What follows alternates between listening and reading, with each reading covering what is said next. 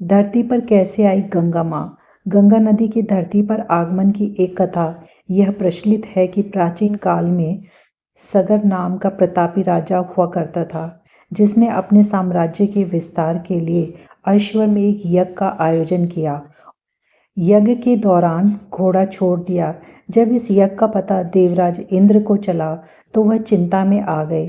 उन्हें यह चिंता थी कि अगर अश्वमेध का घोड़ा स्वर्ग से गुजर जाता है तो राजा सगर स्वर्गलोक पर भी अपना साम्राज्य स्थापित कर लेंगे। पौराणिक काल में अश्वमेध यज्ञ के दौरान छोड़ा गया घोड़ा जिस राज्य से गुजरत था वह राज्य उस राजा का हो जाता था।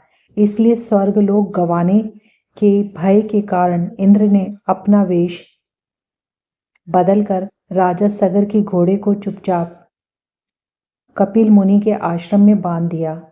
इस दौरान कपिल मुनि घोर ध्यान मुद्रा में थे।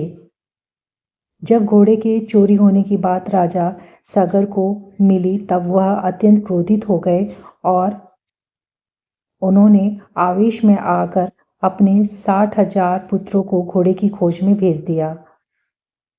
जब उनके पुत्रों को यह ज्ञान हुआ कि कपिल मुनि के आश्रम में वह घोड़ा बंधा है, तब उन्होंने भ्रांतिवश कपिल मुनि को चोर मान लिया और उनसे युद्ध करने के लिए आश्रम में घुस गए।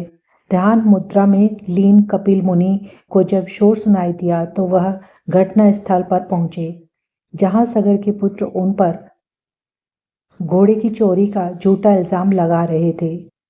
यह सुनकर देव मुनि अत्यंत क्रोधित हो गए और उन्होंने क्रोध में आकर राजा सगर के सभी पुत्रों को अग्नि में भस्म कर दिया और उनके सभी पुत्र प्रेत योनि में भटकने लगे।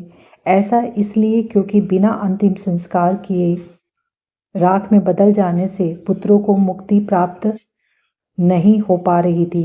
राजा सगर के कुल में जन्मे राजा भागीरथ ने अपने पूर्वजों की आत्मा की शांति के लिए भगवान विष्णु की कठोर तपस्या की। तपस्या से प्रसन्न होकर जब भगवान विष्णु ने भागीरथ को दर्शन दिए तो उन्होंने वरदान मांगने के लिए कहा।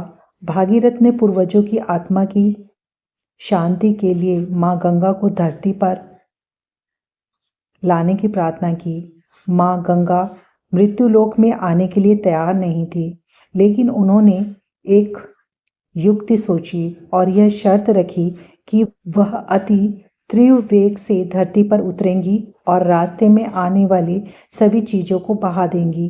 गंगा की शर्त से भगवान विष्णु भी चिंता में आ गए और भोलेनाथ से इसका हल निकालने के लिए कहा।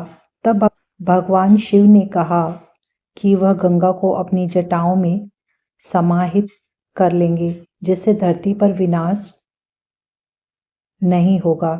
इसके बाद भगवान शंकर ने गंगा को अपनी जटाओं में समाहित किया और इस तरह गंगा नदी धरती पर प्रकट हुई।